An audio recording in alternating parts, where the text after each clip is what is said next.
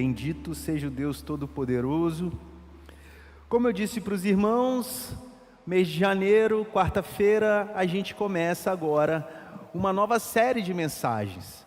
Às quartas-feiras, nós aqui na Igreja Batista em Araçás temos feito mensagens especiais. Passamos por Colossenses, fizemos as quartas natalinas há pouco, e outras séries aconteceram também. Então, se você não viu nenhuma, volte lá no nosso canal, lá na Igreja Batista em Araçás, @Ibara, lá no YouTube, e assista. São séries onde a gente traz um pouco mais de aprendizado, são mensagens um pouco diferentes das mensagens de domingo, mensagens onde a gente se aprofunda um pouco mais no texto sagrado.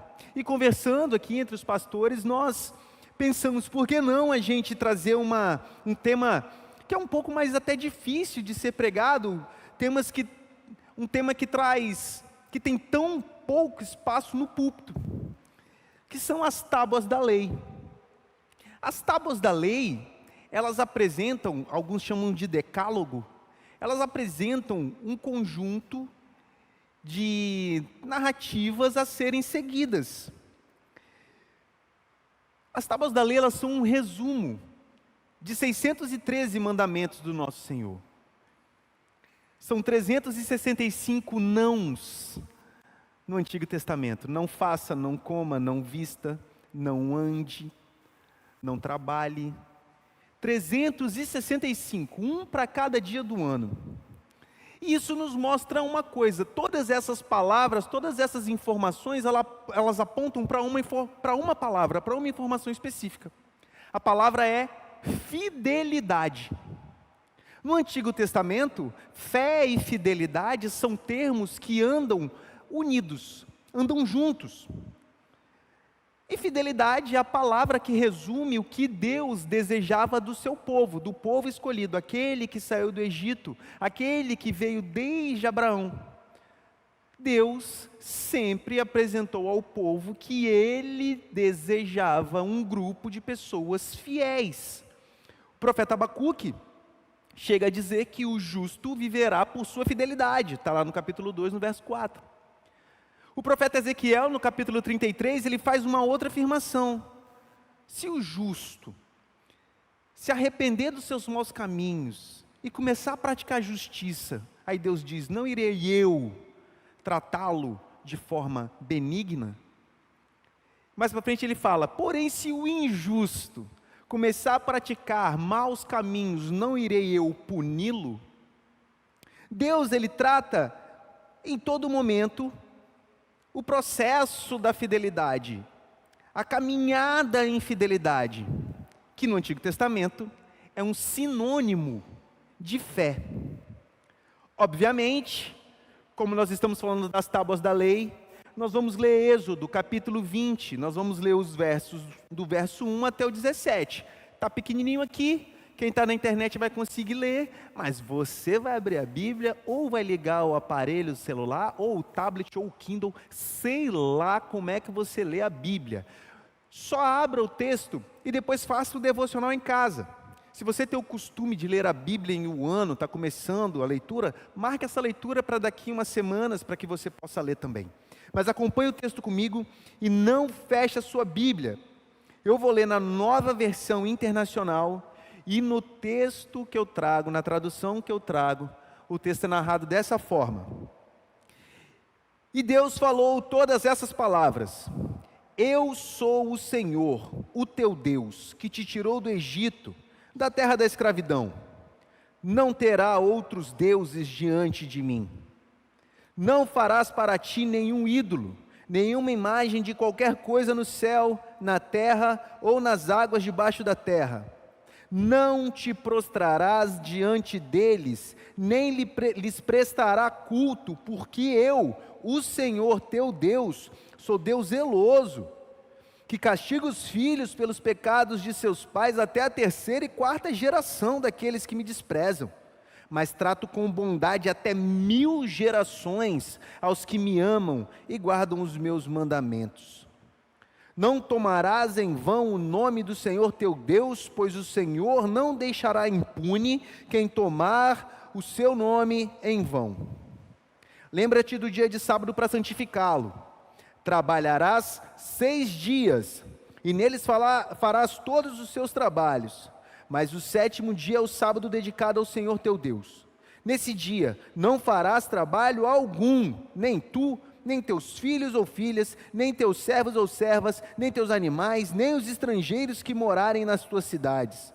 Pois em 6 dias o Senhor fez os céus e a terra, o mar e tudo o que nele existe, mas no 7º dia descansou. Portanto, o Senhor abençoou o 7º dia e o santificou. Honra teu pai e tua mãe, a fim de que tenhas vida longa na terra, que o Senhor teu Deus te dá. Não matarás, não adulterarás, não furtarás, não darás falso testemunho contra teu próximo, não cobiçarás a casa do teu próximo, não cobiçarás a mulher do teu próximo, nem seus servos ou servas, nem seu boi ou jumento, nem coisa alguma que lhe pertença. Palavra do nosso Senhor. Eu estou lendo um livro, que é o Lendo Filipenses. Um comentário para hoje é do reverendo Antônio Carlos Costa.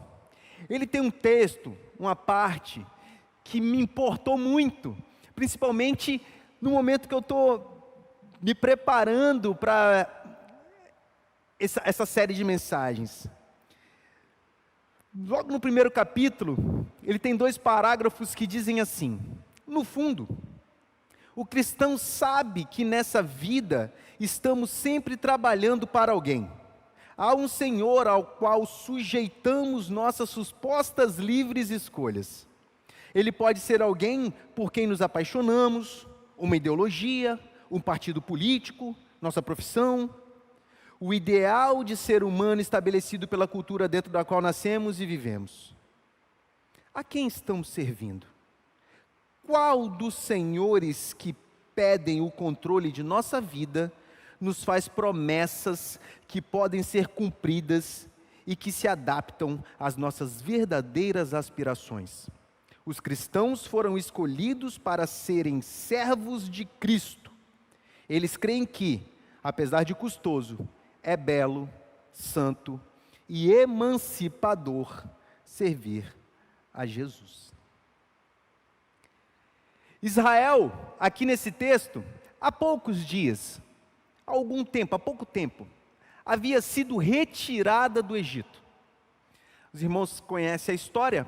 Abraão gerou Isaac, que gerou Jacó, que gerou José. José, no Egito, se torna governador, alguém muito importante, e leva sua família até o Egito. No Egito, eles prosperam, a ponto de gerar um tipo de ciúme em um faraó que não conhecia José. Esse faraó assola o povo de Israel, o nome de Jacó. O povo da descendência de Jacó, Israel. O povo de Israel. Esse povo sofre, Deus levanta Moisés, Arão vem junto, acontece uma batalha entre o profeta de Deus e os profetas malignos, aqueles profetas que viviam junto com o faraó, que tinham o poder de fazer alguns sinais. No fim das contas, Deus pede para que o sangue passasse nos umbrais da porta, e esse sangue protege o povo de Israel da praga que eliminaria os primogênitos naquelas famílias no Egito. E Israel sai, Mar Vermelho, e nós conhecemos a história. Deus havia retirado os hebreus do Egito, local de grande idolatria, local com muitos ídolos. O título da nossa mensagem da série As Tábuas da Lei é Deuses sob medida. Nós não podemos esquecer que o texto de Êxodo é um texto narrativo. Portanto, o capítulo 20, ele só existe por conta do capítulo 1. Nós não podemos esquecer o que aconteceu no capítulo 1. Nós não podemos esquecer o que havia acontecido. E o porquê que algumas atenções são dadas para esse texto. Por que cargas d'água o Senhor Deus Todo-Poderoso chama Moisés num monte, pegando fogo, para falar 10 orientações, Depois, nos outros capítulos, vem a orientação sobre a roupa do sacerdote, outras orientações. Mas essa, especificamente, Deus escreve na tábua com o seu próprio dedo. Por que, afinal, o Senhor nosso Deus insiste para que não só Moisés suba, mas que o povo sequer encoste nesse monte para que não perca a vida? Por que Deus fez questão de deixar claro essas 10 palavras? Primeiro, porque Deus queria deixar claro que não há nenhum Deus além do Senhor. Não existe nenhuma autoridade, nenhum Deus, nada que tenha o tamanho e a importância do Senhor Deus Todo-Poderoso. Não há nada que supere, nem em tamanho, nem em potência, nem em poder criativo, a fagulha do nosso Deus. Deus é o único Deus. Ao contrário do que nós pensamos, Israel não era uma religião monoteísta. Israel era um povo, não era um povo monoteísta, ele era um povo monolatrista. É um povo que adorava um único Deus, mas teve muito trabalho para se abster dessa informação de que outros deuses não existem. Deus, em muitos momentos, diz para Israel e deixa claro: Israel, não é que vocês adoram um dos deuses, vocês servem ao único Deus, e não tenham outros deuses diante de mim, porque a idolatria é o pecado contra o próprio Deus, é botar algo ou alguém na estatura do Santíssimo Deus, daquele que é santo, santo, santo, daquele que é o Todo-Poderoso, daquele que é impronunciável, daquele do qual nenhum olho humano tem a habilidade de enxergar, que o tato não pode encostar. Quando você, ou eu, ou alguém toma uma atitude de idolatria, essa é uma afronta ao próprio eterno Deus. É substituir o Senhor por algo que foi criado. O profeta Isaías, lá no capítulo 44, ele fala bem assim, no deboche: não tem o ferreiro? Ele vai com a mão dele, aí ele vai arrumando tudinho, está ali o ídolo.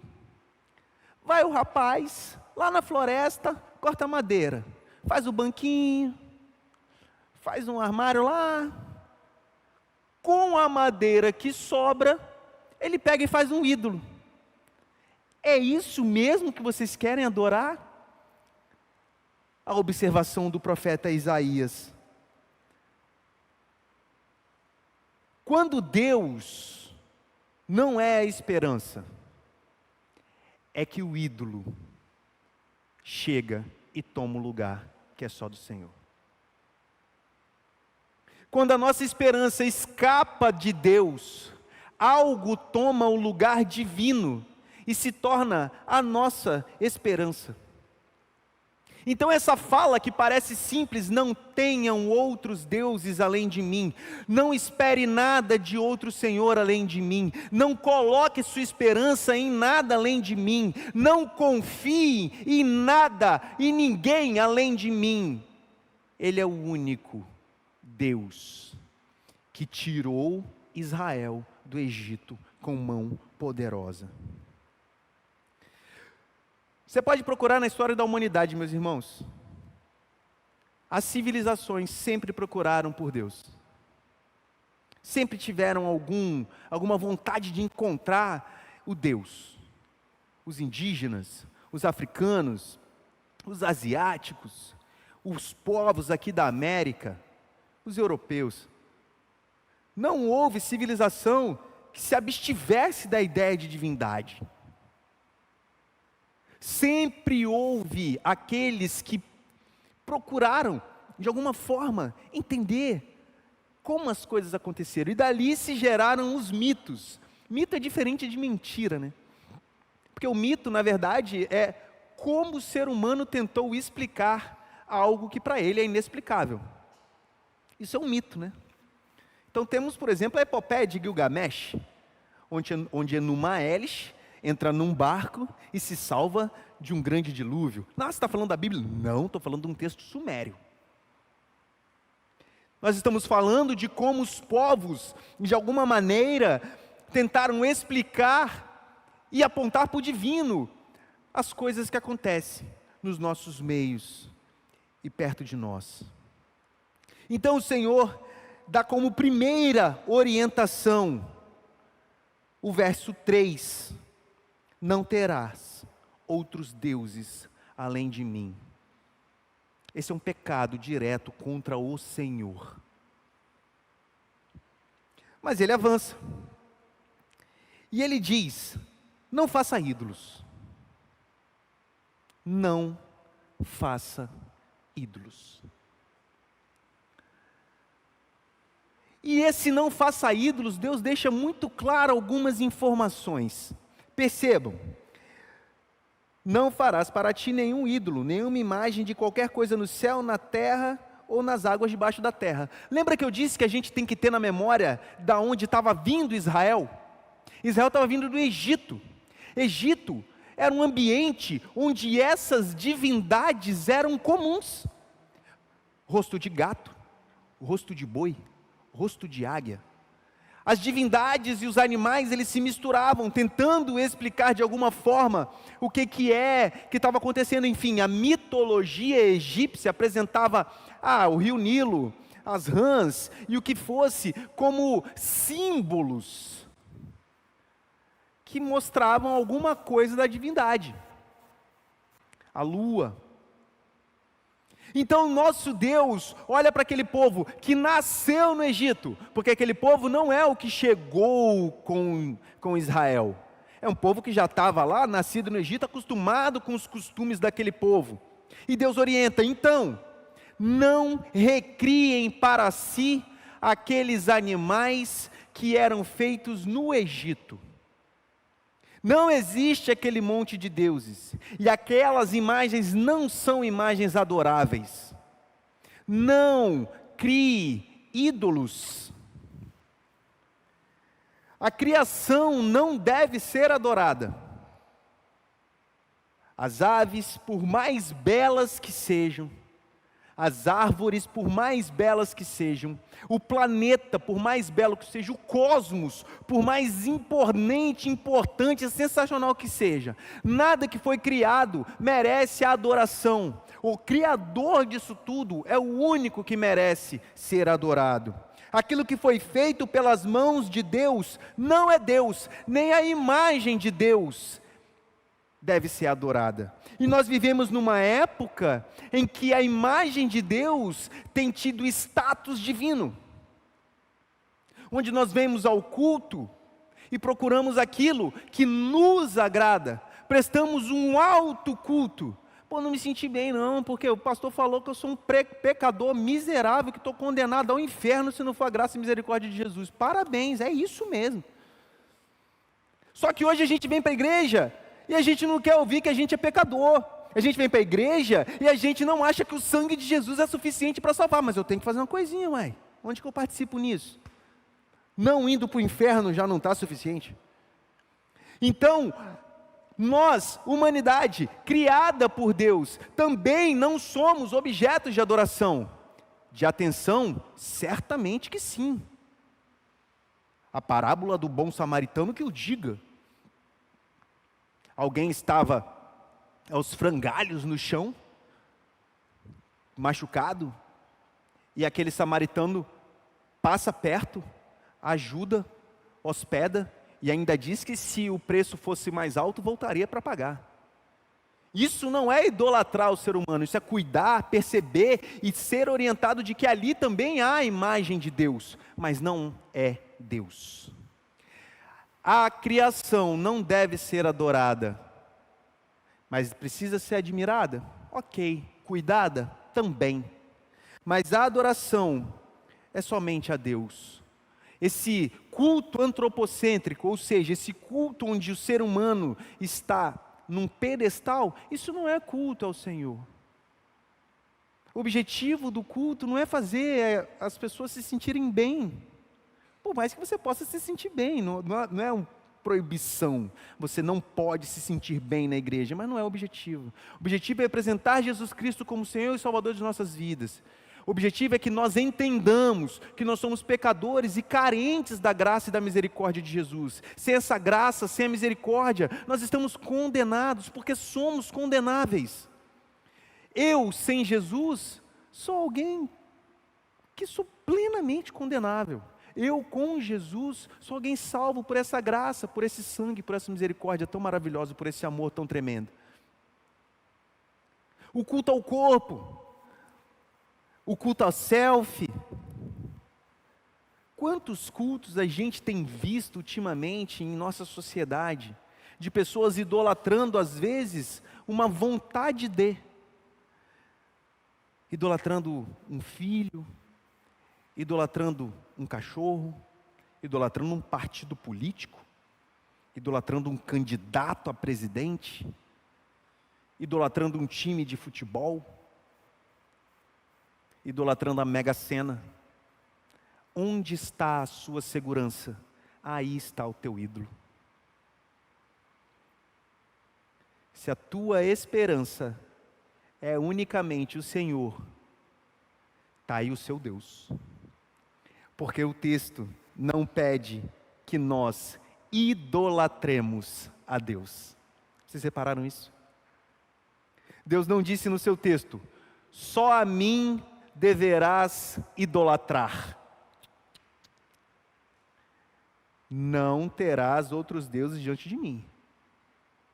E não farás para ti nenhum ídolo, nenhuma imagem de qualquer coisa no céu, na terra ou debaixo da terra. Não te prostrarás diante deles, nem lhes prestarás culto, porque eu, o Senhor, o teu Deus, sou Deus zeloso, que castiga os filhos pelos pecados dos pais até a terceira e a quarta geração daqueles que me desprezam, mas trato com bondade até 1000 gerações os que me amam e obedecem aos meus mandamentos.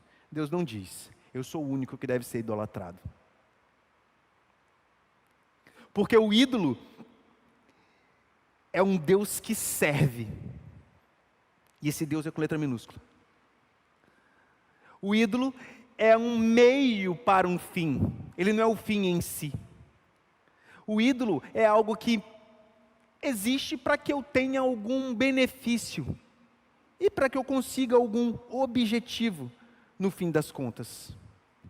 O ídolo é um Deus sob medida. A adoração não é idolatria. Adoração não é idolatria. Na Bíblia, idolatria é a adoração a um Deus falso. Quando nós prestamos culto ao Senhor, Deus Todo-Poderoso, nós o adoramos. Quando nós colocamos qualquer coisa no lugar de Deus, nós idolatramos. Contudo, toda tentativa de representação divina, ela é frustrada. Nunca alcançaremos a Deus. Então ele pede: não tenta. Não tenta. Paulo aos Romanos, no capítulo 1, verso 18 a 23, vou ler aqui, os irmãos não precisam abrir, vou ler rapidinho. Portanto, a ira de Deus é revelada do céu contra toda impiedade e injustiça dos homens, que suprimem a verdade pela injustiça, pois o que de Deus se pode conhecer é manifesto entre eles, porque Deus lhes manifestou. Pois desde a criação do mundo, os atributos invisíveis de Deus, seu eterno poder, sua natureza divina, têm sido vistos claramente, sendo compreendidos por meio das coisas criadas, de forma que tais homens são indesculpáveis, porque tendo conhecido a Deus, não o glorificaram como Deus, nem lhe renderam graças, mas os seus pensamentos tornaram-se fúteis, e os seus corações insensatos se obscureceram. Dizendo-se sábios, tornaram-se loucos, e trocaram a glória do Deus imortal por imagens feitas segundo a semelhança do homem mortal, bem como de pássaros, quadrúpedes e répteis. Um Deus sob medida é um Deus que eu alcanço, é um Deus que é a minha imagem. Quando eu crio um Deus sob a minha medida, eu não sou mais imagem de Deus, mas Deus é a minha imagem. Deus tem os meus atributos, Deus tem as minhas características intelectuais. E alcanço o que eu alcanço, desejo o que eu desejo, e vai onde eu vou. A idolatria é muito mais do que um santinho, do que uma imagem, do que um objeto. A idolatria é eu criar para mim um Deus do meu tamanho, como eu disse, M tênis 42. Um Deus que se encaixa ao meu molde. Deus diz, não faça isso. Eu sou o Senhor. O nosso Deus potente, magnânimo, magnífico, 3 vezes santo, Alfa e Ômega, início e fim. Esse é o Deus Todo-Poderoso, que se revela, como Paulo diz, a todo momento. Deus não precisa de uma fotografia para ser reconhecido como Deus. Ele é Espírito. Ele não é um Deus ao nosso tamanho, o que faz dele mais maravilhoso ainda, porque um Deus infinitamente maior do que eu, olhou para mim com graça e misericórdia, e decidiu me salvar. Essa decisão divina, faz ainda a salvação ser mais maravilhosa e graciosa. Para que eu preciso de um Deus ao meu tamanho, para morrer comigo? Algo parecido comigo, é algo que está errado. Eu sou regenerado, por quê? Porque eu estava errado, fui gerado de novo pelo Espírito de Deus, mas a glorificação que ainda vai acontecer, vai fazer da gente incorruptíveis, mas até lá, ainda somos esses seres vacilantes, que no meio da santificação ainda tropeça, no meio da santificação ainda titubeia, ainda erra, mas ainda assim, o nosso Deus Todo-Poderoso diz, não crie, não faça, não estabeleça aqui algo parecido contigo, porque o maior habita o menor. Nós não estamos numa conversa de iguais, nós estamos numa conversa entre Deus e a criação, aquele que é potente e os impotentes, aquele que é perfeito e os imperfeitos, aquele que é totalmente santo e aqueles que buscam a santificação. É esse o diálogo, é essa a imagem.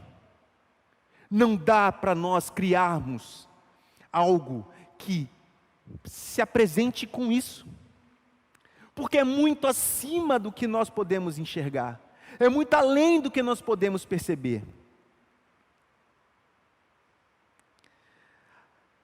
E as leis apontam, para a nossa depravação. Os mandamentos mostram o tamanho do nosso pecado. Ninguém os cumpre, mesmo que tente, só um conseguiu. Todos os outros homens que passaram pela terra são pecadores. A não ser Jesus Cristo, 100% Deus, 100% homem, eterno como Deus, humano como nós. Fora Ele, todos pecamos. O apóstolo Paulo diz, aquilo que Ele não quer fazer, Ele faz. Nós também, meus irmãos. Não pense você, porque eu estou aqui no púlpito com a Bíblia aberta, que eu não sou um pecador miserável. Minha esposa me conhece, não vou deixar ela contar não, mas ela sabe. Meus irmãos, as leis, não é que elas são ruins, mas é o nível de Deus. A lei, ela mostra para a gente o que nós somos. Só que se vocês avançarem, meu irmão, no capítulo 32, antes de Moisés descer do Sinai, o povo de Israel já tinha feito o que é deplorável. O que eles fizeram? Antes de Moisés descer com as tábuas, Moisés subiu no capítulo 20, os irmãos leram, e vieram algumas orientações do Senhor. No capítulo 32, Moisés não tinha descido ainda, o pessoal morreu. Arão, Já sei o que nós vamos fazer. O quê? Vamos criar um ídolo. Vamos, Arão falou, miserável. Cata o brinco aí dos meninos, das meninas, das esposas, de todo mundo. Vamos criar aqui um bezerro. Vamos fazer um bezerro de ouro. Eles disseram no verso 1, faça para nós deuses que nos conduzam, pois esse Moisés, o homem que nos tirou do Egito, não sabemos o que aconteceu. Depois para frente, no verso 4, diz que Arão fundiu tudo, transformou tudo num ídolo. Ele modelou com as próprias mãos e com as ferramentas que ele tinha, e deu forma de um bezerro. Aí eles disseram, eis aí, então ele disse, né? Eis aí os seus deuses, ó Israel, os deuses que tiraram vocês do Egito. Vendo isso, Arão edificou um altar diante do bezerro e anunciou, amanhã haverá uma festa em dedicação ao Senhor. Na manhã seguinte, ofereceram um holocausto, sacrifício de comunhão. O povo se assentou para comer e beber, levantou-se para se entregar à farra. Eles fizeram os dois primeiros mandamentos, eles quebraram antes de ouvir. A primeira coisa que o povo de Israel fez foi fazer um bezerro de ouro, igual a esse do Egito. A primeira coisa que eles fizeram foi um deus egípcio, que é a única representação, que é totalmente animal do panteão egípcio. É a representação animal que aponta para a força de Deus. A primeira coisa que Israel fez, quando Moisés se ausentou, não sei lá quantas horas, dias, foi criar um Deus, conforme a orientação de Deus exigia que não se fizesse. E chamaram de Deus, e fizeram sacrifício, e comeram e beberam, e foram para a farra. Esse é o touro Apis. Apis. Em português, né? Em egípcio é um hieroglifo lá, que eu sou incapaz de citar. Ele era considerado a forma mais completa, a expressão mais completa em um animal, da divindade em forma animal. Irmão, só há um Deus. Isso aqui é um boi.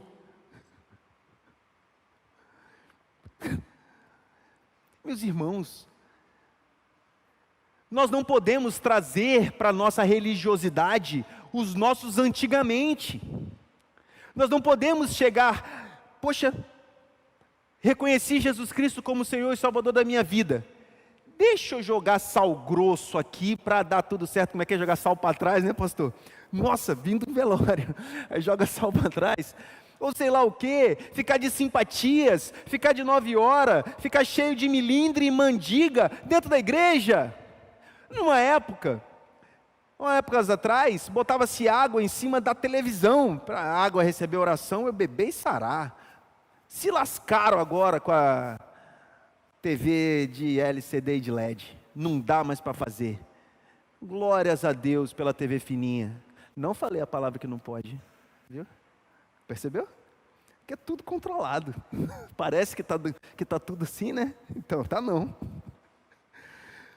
Meus irmãos, nós somos cristãos, cremos em Jesus Cristo. Os nossos patrasmente, como já dizia o outro, e essa fala são dos meus pais sempre têm isso, né? Sempre que eles vão contar alguma coisa, como já dizia o outro. Ninguém sabe quem é esse outro. Mas A gente não sabe também. Então, como já dizia o outro, os para trás mente não importam mais. Jesus Cristo, Ele nos resgatou do lamaçal do pecado. Hoje somos nova criatura em Cristo. Caminhamos em direção a Cristo. Pegamos a nossa cruz e seguimos o Senhor. Quem lança a mão no arado não pode olhar para trás. É para frente que a gente caminha. Aquilo que a gente gostava, aquilo que a gente vivia, se isso for pecado, abandona, esquece. Nada te dá sorte, nada te dá azar. Não existe trevo de 4 folhas. Não precisa deixar a Bíblia aberta em um salmo. Ah, mas se eu não for na igreja no dia de domingo, mas se eu chegar 7h27, não faça como os egípcios, os judeus que nasceram no Egito. Não faça como esses hebreus. Não traga agora aquele panteão, aquela religiosidade. Não, Jesus Cristo te libertou, e é para a liberdade que Ele te libertou. A liberdade em Cristo, ela é a mais graciosa de todas as liberdades, porque é uma liberdade em servidão, e por mais que pareça um antagonismo, isso é glorioso. Servimos a Jesus. A nossa antiga matéria, a nossa antiga religiosidade, isso nada mais importa a não ser Cristo. Não vamos construir mais bezerros de ouro, porque nós tínhamos o costume de fazer isso, e às vezes até deu sorte, ou parece que tenha dado sorte. Não precisamos mais disso. Não tenham outros deuses além do Senhor. Coloque a sua confiança plenamente em Deus. A tua esperança precisa estar no único digno de adoração, o Deus bendito e todo-poderoso. Não compare o Senhor com nada que Ele criou. Ele é muito maior do que tudo isso. Ele é muito mais poderoso do que tudo isso. Ele é muito além do que tudo isso. Ele é o Criador de tudo. Deus não se manifestou em fotografia, Ele se manifestou em sua palavra. Lembre-se sempre do que Deus disse, e não tenha outros deuses além do Senhor, o único digno de ser adorado para sempre, para sempre, para sempre. Vamos ficar de pés, meus irmãos? Vamos orar? Esse Deus maravilhoso, que nos resgatou, que nos salvou, o único que é digno de ser adorado, o único Deus. Os outros são tentativas humanas, representações miméticas de algo que se diz poderoso, mas que na verdade é criado e forjado com as nossas mãos. Deus, obrigado, Pai, porque mais uma vez lemos a Tua palavra. Obrigado, Senhor, porque a Tua santidade é perceptível. Ensina-nos, Pai, a Te adorar melhor. Ensina-nos, Senhor, a caminhar melhor na Tua presença. Ensina-nos, Deus, a sermos cristãos melhores. Ensina-nos a Te adorar. Pai, muito obrigado por essa igreja que nos dá oportunidade de falar do Senhor em todo o texto bíblico. Pai, muito obrigado porque Te adoramos numa igreja viva, numa igreja onde o Teu Santo Espírito está. Obrigado pela doce salvação. Obrigado, Pai, porque um dia vai voltar. Obrigado, Deus, pela esperança da salvação. E que nossa esperança esteja sempre em Ti, até que o Senhor venha. Amém e amém.